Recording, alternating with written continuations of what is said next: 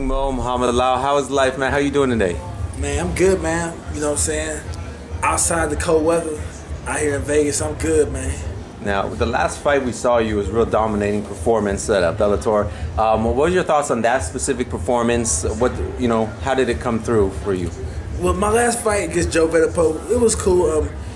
I didn't expect it to go so long, you know what I'm saying? But I did what I had to do to get the victory.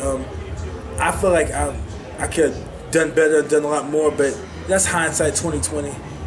But you know, I'm excited about this next fight I have. It's not lined up yet, but I'm hoping to hear something within the next month or two. What are you thinking about as far as who you might want to fight, or is it just getting back in the ring is what's more important? Just getting back in that cage and taking care of business. You know, I got my training lined up with the American Top Team. Yeah. You know, I got Jeff Mayweather. You know, my boy Coach Anthony out there in New Jersey, working with Hank Lundy and them. Shout out to Hank Lundy and Kingpin Johnson. They're working with my boy Coach Anthony right now. Nice. You know, and Jeff's my dog. You know, Jeff is always my coach. He's my head boxing coach.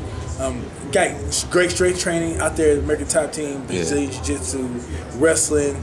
You know, it's top of the line workout though. Yeah, so it's definitely a different kind of training than Vegas. So you're gonna move to South Florida, is that correct? And what are your thoughts on the move out there? Well, you know what, Vegas is cool. You know, great stand-up training, good jiu-jitsu training. Yeah. But the problem is, it was hard to get it all together. You know, people had their own agenda, had their own plans, and people, you know, other than Roy Nelson and a few other cats, and Ryan Martinez and Andreas Spahn, I couldn't get consistent work. You know, I know Syndicate had a good gym, but you know, my boy Nate Pettit, he could only do so much. So I figured that the American Top Team, there's consistency there, and that's what I need, and I like that. Got you. What has just been your thoughts on just kind of like the MMA culture out in Vegas, or MMA culture in general? Just your thoughts on the sport. Let me keep it real with you, man. MMA culture to me is a joke. I really don't fuck with it like that.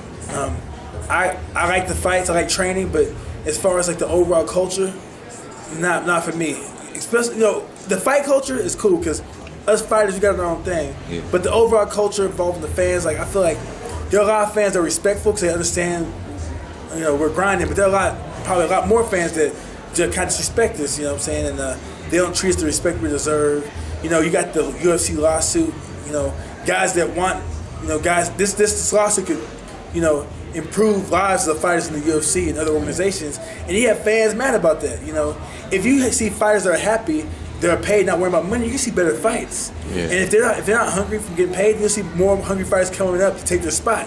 So you're gonna see good fights. Like I see good fights all the time in boxing, especially young hungry guys. Like you got guys like Errol Spence representing Dallas. You know what I'm saying? Errol Spence is a dog. You know, you got J-Rock, Julian Williams. You know, you got the young Keith Thurman. You got the young guys coming up. You know, the young boy from Terrence Crawford. Yeah. You know, the young, you know, it happens like that in every sport. You got the older generation there fighting, and the fans like kind of like, oh, blah blah blah. But you got the young guys coming up to take over. You know, and I feel like, you know, MMA, if you have a good system going with the pay, the young guys coming up will be taken care of, and you'll see better fights. Yeah, got you. Now, as far as your style in the ring, your wrestling, grappling is always like a big, you know, part of what you do. And you did that years ago. When did you first get into that wrestling, that history? When did it start for you? Well, I was in high school. You know, I was a sophomore. You know, wrestling just came natural. You know, I wrestled. You know, Texas had a great coach, Alan Kepke at Plano East High School. He pushed me and told me, man, if you keep on working hard and listen to what I say, and listen to my instruction game plan, you will get a scholarship to college. Yeah. And I was like, for real? I was like, are you serious? I listened to him. I was a state runner-up. I qualified for state runner-up, and I was a state champion undefeated. Yeah. Got a scholarship to Central Oklahoma. Had a great coach there, great coaching staff. David James, Jody Marple, Edwin Lauren, and Sean Bateman. They took care of me. Had a great alumni that came through and wrestled with me.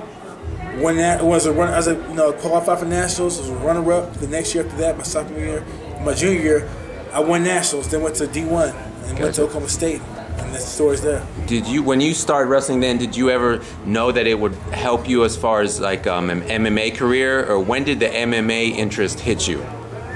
Funny thing is, the MMA interest hit me when I seen the UFC stuff. but I didn't know about it. You know what I'm saying? I was like, well, you know, I didn't know about it. You know, I didn't know. I thought that somebody knew karate's gonna win it. You know what I'm saying? I didn't know much about it. And then my homeboy was like, Mo, was in summer school. He's like, man, I got this stuff in Japan. These boys is banging, blah, blah, blah. It's NHB, because back then it was NHB. So it's like, yeah. And I watched, but I didn't know what was what. I just knew that some cats was winning. So I was like, NHB, all right. So I started watching. I'm like, man, this stuff is for real.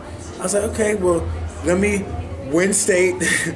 Let me win nationals or whatever, be the Olympic champion, and I'll go fight. And that was my game plan the whole time. Got you. What has being a pro in the MMA ranks? I mean, what's it been like for you? You're Bellator, one of the kind of stars of that stable. I mean, what is it like being an MMA fighter going after this dream? Well, you know what?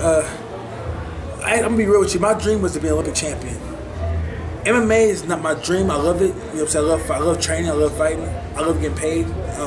But it's not my dream. My dream is to be a champion and just be a champion. I'm gonna get another belt again. But you know, it's hard, man. You know, it's hard because it's a daily grind. But it's not like wrestling. Like amateur wrestling was the hardest thing I ever dealt with, hands down. But it's hard because you got to focus on so many different aspects of the game, and try to get consistent training and find the right team.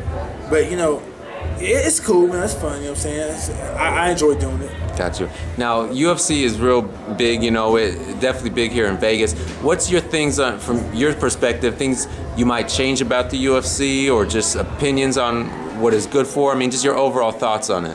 Well, I really have no overall thoughts because everything they're doing, they're making money.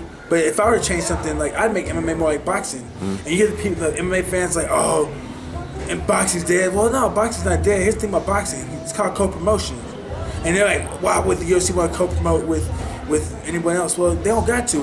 In boxing, if your promoter's behind you, then you can set up a fight with somebody else. You saw Sugar Shane Mosley lost to Floyd, right? They got another fight against Pacquiao. Lost to Pacquiao. They got another big fight against Canelo. You know what I'm saying? Like, that wouldn't happen in MMA, but it happened in boxing. You know, you have Adonis Stevenson could possibly fight, you know, the winner of Pascal and Kovalev if they fight. You have champions from different organizations, different sanctioning bodies fight each other. Why not have that happen in MMA? You know, because then fighters will have more of a, fighters will have more options. Like I could be like, hey, Dale Cormier, my boy, future light heavyweight champion of the UFC. Hey, Dale Cormier, you know, we see the UFC offered you 100 grand, but you know, Bellator offers you 110 grand, but you know what? One FC offered you 300,000 to go fight this dude. So you have options. So you could be like, you know what? Great offers by UFC and Bellator, but I'm gonna take the ONE FC deal. You know, I feel like then you see more fights. It'll spread better. I think it'll spread better that way. Okay.